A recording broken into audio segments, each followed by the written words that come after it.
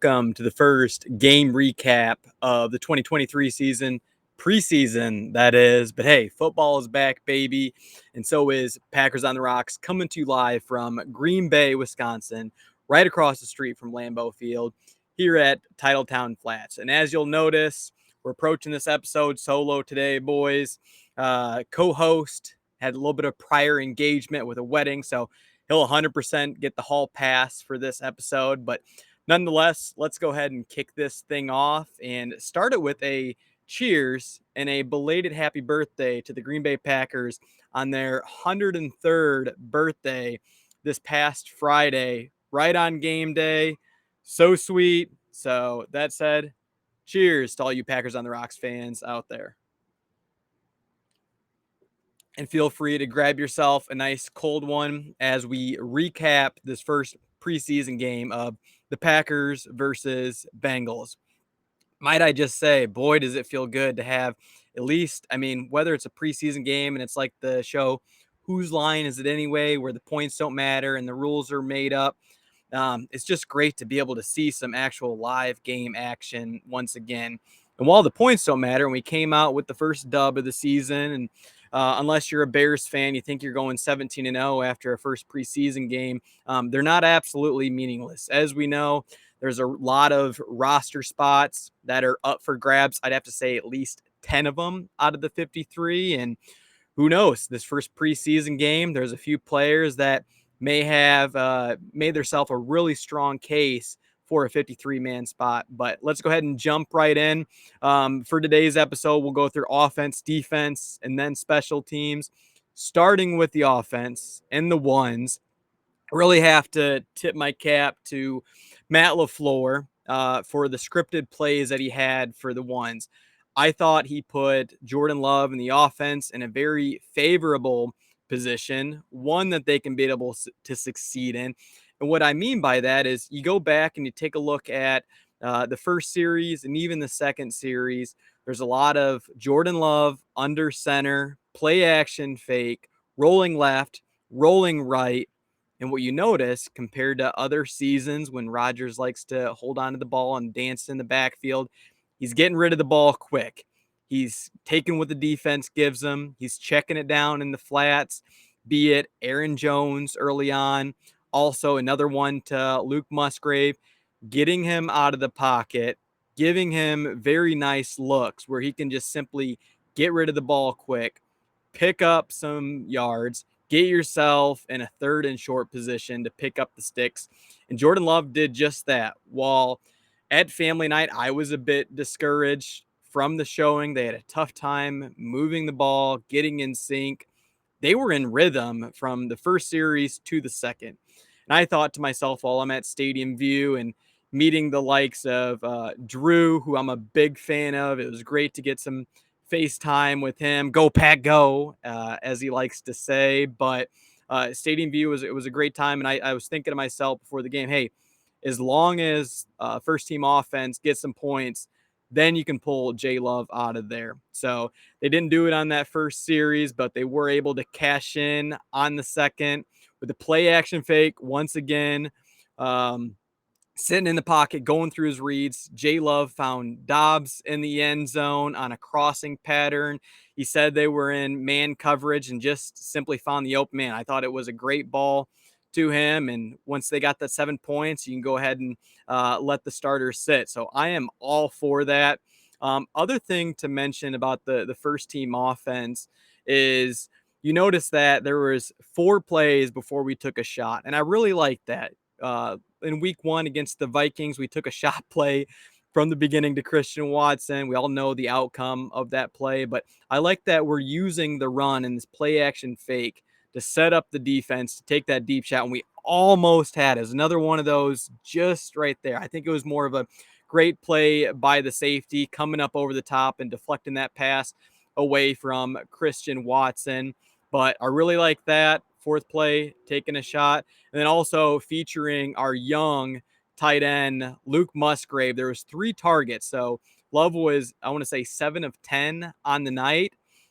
3 of those targets went to Luke Musgrave. So that's pretty telling as far as that we want to feature this basketball team of offense. We got our big power forward in Luke Musgrave, Jaden Reed, who seems to be now the motion man, Swervin Irvin slot guy, but he can do a lot more than that. And this guy is absolutely the real deal. So there's your first team offense. Great job, LaFleur. We didn't know exactly how much that love was going to play in this game, or even if at all, from those interviews during the week. So, of course, LaFleur keeping things close to the vest. Got to respect it. I give them a passing grade, as my dad always likes to say. I'll give them a solid B on the night. That second series, they had a short field to deal with, but nonetheless, and then we'll take a quick peek at the first team defense. Thought Barry did a great job of being aggressive. That's all us Packer fans have been asking for ever since last season, and finally letting Ja travel with Justin Jefferson. One of those type of games. Let your players play to their strength. And he blitzed K9 off the edge. That first play, caught a sack. Preston Smith also had a great pass rush as well. And I think that's really a tone setter. Hopefully that's more of things to come. Joe Barry was up in the press box for this game, calling plays. LaFleur wants to switch some things up.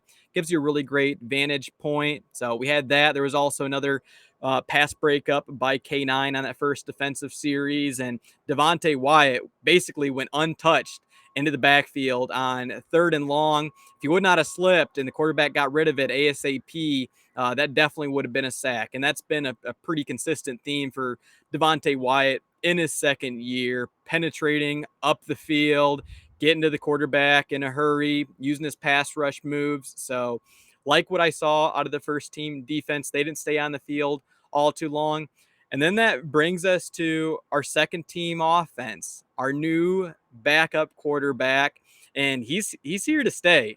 Sean Clifford, the hometown kid. I'll go ahead and give a cheers to him. Regardless of the 2 interceptions, I thought the rookie absolutely balled out all throughout training camp, OTAs, mini camps, and even into the preseason game and family night. This guy can't be flustered. He doesn't blink, as LaFleur likes to say. You can tell he has a really good command of the offense.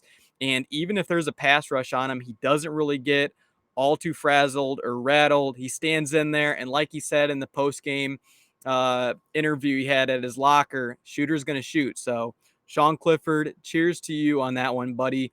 We have the next Matt Flynn at our hands, but I like to think, as I was telling Aaron Nagler at Stadium View, a little bit better arm talent than Matt Flynn had. So we'll go ahead and toast one up to him, and I'll actually drink out of this one for now. So yeah, Sean Clifford, I'll go ahead and give a game ball tonight. We'll talk about his first 2 interceptions. Very first one, I don't think it was too much of his fault. Yeah, it was a bad decision, but you go back and take a look at the play. It was more of a matter of Sean Ryan whiffing on his block and the defender getting there in a hurry, all up in Sean Clifford's face, made a split decision, ended up being a pick six. But I think what is most telling about that play in the sequence to come is that he doesn't get phased. That play after, when the offense gets the balls back, it's not like that he hands it off or checks it down to the flats and you can tell that it's affecting him and he's in his head. Instead, what does he do? He delivers a strike. It looked like an Aaron Rodgers to Jordy Nelson Super Bowl-esque post play, or even to Greg Jennings on that 3rd and 9. But he drills it in to Devon. We'll call him Tay Wicks now because first name might be a little bit too hard to pronounce. But anyways, Sean Clifford came back, had a strike to Tay Wicks for a first down, who I thought had a pretty good game and led all wide receivers in yards and catches for the night. So I think that says quite a bit about the rookie. His command on the offense, which it's hard to believe for a rookie how much he's been able to get it down. He takes what the defense gives him. He looks really comfortable in the pocket. So I thought that was a beauty of a throw and tells us quite a bit that we're going to be A-okay if anything were to happen to Love, that we have the real deal as the backup. And as Larry McCarron likes to says, he thinks of Sean Clifford as a bit of a gamer. So I could as well, but I think that might be downplaying his ability and what he has. So that first play, that post to Tay Wicks, that gives myself a lot of confidence in what he has. And then another couple of plays, The first one is a third down conversion. Sean Clifford is rolling left, which we know is really hard for a quarterback to do. He's rolling left and delivers an absolute dot to Samari Toure along the sidelines to pick up the sticks, keep the drive alive. And I thought, I mean, whether you're a backup rookie or even a 10-year starter in the NFL, that's not an easy play. And he put it right on the money where it needed to be, to keep the drive alive. And I thought that was a beauty of a throw and why the hometown kid gets game ball today. And there was another pass to Jaden Reed in the end zone. There was a defensive pass interference called on the play, but I thought that one was right where it needed to be, on that deep go route to the Birdman. But outside of that, yeah, Sean Clifford, you're definitely in good favor over here for the Packers on the rocks. And besides that, for the offense, my co-host Dave talked about the three players to keep a watch on. We got planes flying in, and uh, who knows who's coming into Green Bay at this time. But anyways, David talked about one of his featured players to watch was going to be Tyler Goodson. He did have a touchdown shout out to him for a good first TD in the preseason game, and even to Caleb Jones for clearing the way. And you see, he took out two players on that 1 yard touchdown rush. But so he had that touchdown on the night for Dave's must watch players. But really, I think the featured back going into this game was PT, Patrick Taylor. He got a bulk of the carries on Friday night, and I thought he did pretty well with it. He had a couple of nice runs. I want to say one got called back from a holding penalty on Royce Newman, and he's pretty good with his hands, catching those passes in the flat and getting upfield. So you can tell Patrick Taylor was kind of the featured back of this game. We'll see for the Patriots coming up if it then is Goodson or then even the guy that came out of the woodworks that not a lot of people knew about, that probably deserves the second game ball, is Emmanuel Wilson. Um, as some of us may know, Friday night marked the 14th year since his dad was taken away from us. So my heart goes out to you there, Emmanuel Wilson out of Fort Valley State. But you talk about a guy showing up, making a pretty good case for running back three. I'm sure that the Google search was blowing up after that 80-yard touchdown run to find out who this cat wearing Al Harris and Devon House's jersey number was. But yeah, Emmanuel Wilson, he's probably MVP on the night, going over 100 yards, really doing a good job of finding the holes, hitting them hard, showing that he has that uh, end speed to be able to get to the end zone. So, Emmanuel Wilson, you now have arrived at the Packers training camp and preseason, putting your name on the map, and we'll see what's to come. And I'm sure a lot of people are going to be keeping an eye out for you in that second and third preseason game. So, love what I saw out of the backup. PT did a solid job. Tyler Goodson, I know, went out banged up with a shoulder injury. Hope you're all right, man. We're going to need you because we saw you on kickoff return doing some good things. And he's so versatile, bit of a Swiss Army knife, Goodson is. And then out of the running backs, that's really it. A.J. Dillon didn't get too much of a look besides a carry. Same with Aaron Jones. And I'm A-okay with that. If anything, there's probably about a handful of players wouldn't mind not seeing in preseason. And those two are definitely it, as far as I don't think they really need too many snaps to get ready for week one in Chicago versus the Chicago Bears. And that's going to be quite the matchup anyways.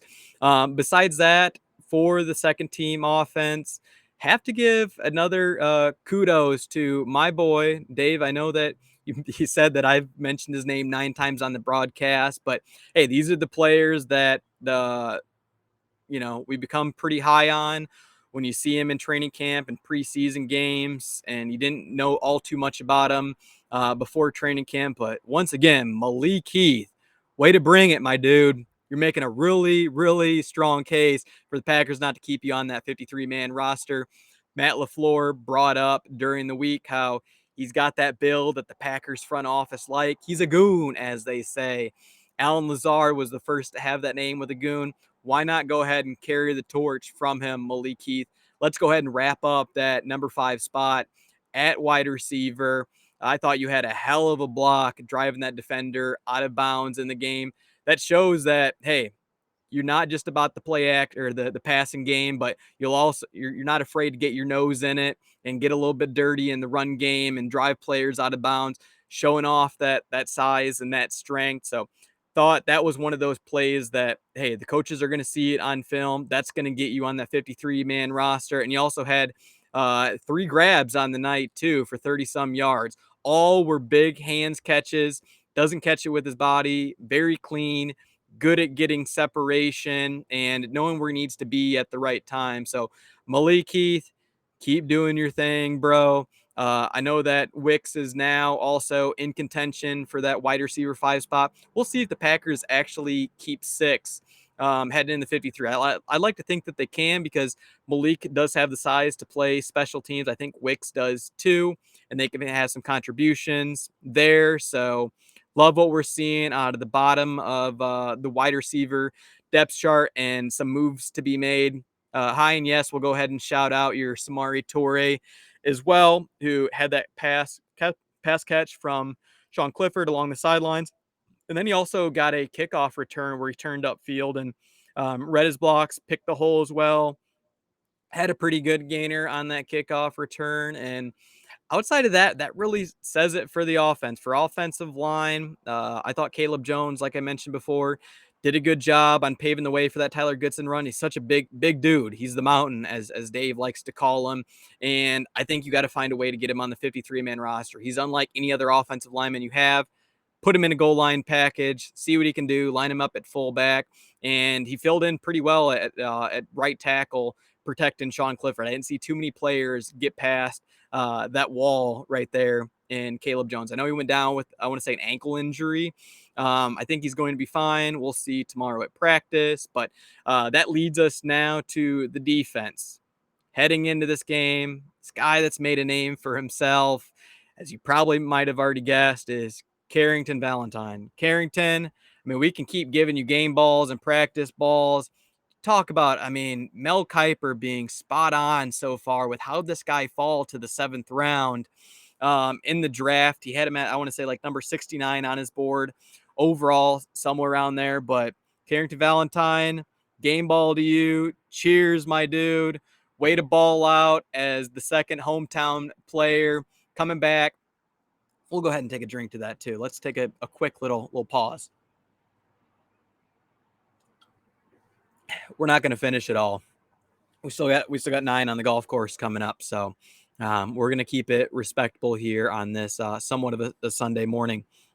But anyways, Carrington Valentine stat line for the night was 4 tackles, not 1, not 2, but 3 PBUs, pass breakups on the evening, and 1 interception. They went his way a lot, early and often. Way to answer the bell, Carrington Valentine. Training camp practices, playing with the ones not too big for you. And the same thing goes for preseason game number 1. You could say the man has ice in his veins so far. He's definitely making a name for himself, and Gutekunst, well done snagging him in the 7th round. And then we got another 7th rounder too, who I thought had a very surprisingly good night when you go back and watch the tape, is our safety out of Iowa State, Anthony Johnson Jr. He was credited with 2 tackles and 1 assist on the night. When you watch the tape, he had 2 tackles on special teams, and that's going to be the way to make the 53-man roster. So you stood out for that, Anthony Johnson Jr. Gotta love that. And then also almost came down with an interception late in the game. Looked like it may have been a mistimed jump by Anthony Johnson Jr. Did a great job reading it, floating over, and then just missed bringing the play in for an interception. Then you'd be hearing a lot more headlines about another 7th round draft pick. So we're at least 2 out of 4. I know that Lou Nichols has been banged up. He sat out this game. Same thing goes with Grant Dubose, who's been plagued with a back injury here so far, which I think he's going to be more of your redshirt player here in year 1, which that's A-okay. But 2 for 4 so far, hitting, I want to say, with Brian Gutekunst in the 7th round. Carrington Valentine, he's kind of been the player the player of training camp so far in preseason, I'll put Malik Heath right up there with them. I know not a lot of people are giving him his praise and his flowers like I am, but you'll definitely get him for me here at Packers on the Rocks there, Heath. And Valentine, tell you what, you keep balling like this, and when Stokes comes back, it's going to be hard to keep you off the field, and making a really strong case for that dime back position. And hey, that's just a great problem to have for our boy G Money, the coach. Greg, as Ja likes to call him, G Money. But yeah, it's going to be some hard decisions to be made when Stokes come back, and if Valentine can keep up that same pace of play and sticky defense. He does remind me quite a bit of another 37 we had that was undrafted in Sam Shields. He has a similar type build to him, them long arms. He's good at being able to get his head around when the ball is in the air and finding it and batting it away. I think he has better hands than what a lot of people may know. And while he didn't have a ton of interceptions in college, I think that it's definitely going to pay off here in the pros. So that's one player on defense. Another one that I thought played really well too, when you go back and watch the tape, is Brenton Cox Jr., our undrafted pass rusher out of Florida. He was a five-star athlete coming out of high school. He originally went to Georgia SEC school. I know he got in a little bit of trouble and left the program and went to Florida State, and he balled out there. Then same thing goes with Florida. He had 8 sacks in one season. He's somebody that brings a lot to the table for talent and potential. And when you turn on the film for him against the Bengals, I want to say he was credited with at least 4, if not 5, pressures on the game. He has a great swim move, even a rip. He's got some tools in the tool belt for his pass rush moves. And when you watch that interception by Dallin Levitt, great job being in the right place at the right time, picking the ball off and getting some yards afterwards. But when you watch that play, it's definitely caused because of Brenton Cox watching the quarterback, timing it right, and getting his hands on the ball to deflect the pass and have it go towards Dallin Levitt instead. So somebody that maybe that 5th or that 6th pass rusher spot. We'll see exactly how many the Packers keep as a part of their 53-man roster, but he's somebody that others knew about coming into training camp, that has a ton of potential, athleticism, production. He comes from SEC schools too, but Brenton Cox, way to show out in that first preseason game against the Bengals. I know it doesn't show up on the stat line, but definitely a difference maker out there with the 2s and the 3s. And then last but not least, we'll go ahead and head over to teams. Anders Carlson on the night. I know he drilled straight down the pike. His first field goal from 46, I want to say. Then thereafter, he went on to miss 2 PAT attempts. It's a pretty much a microcosm of how rookies are. I know it's going to be much more under the microscope, being that he's a kicker and you want to see him make every single one of them. But hey, let's keep a little bit of patience on this guy. I know people are already saying Mason Crosby needs to keep his phone ready and available in case there's a phone call from 1265. But yeah, give a little bit of more of a longer leash when it comes to Anders Carlson there as a kicker, because he's had his ups and downs, but that same thing can be said for our first team starters on offense, or others out there that are going to be up and down, including Lucas Finesse. He's had a somewhat quiet training camp. I thought he had a couple nice pass rushes on the evening with twist and causing some hurries from the quarterback and getting rid of the ball before he wanted to. But yeah, there you have it for teams. And even just to round us out, in case you didn't watch the game, Jaden Reed, he was in there as your starting punt returner. He seems pretty sure-handed back there. The man has the agility, the quickness, the speed, everything you want, and the dog mentality as a punt returner and a slot wide receiver.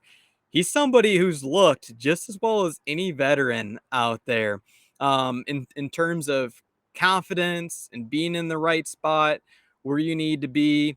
He even had a nice contested catch from Sean Clifford that he's another player that we seem to have hit on and may have finally found our point guard for the basketball team for the wide receiver unit. So there you have it. There is your first preseason game in the books.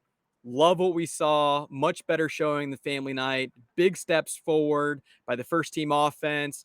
Shooter shoot with our Sean Clifford quarterback in it back up. The next Matt Flynn.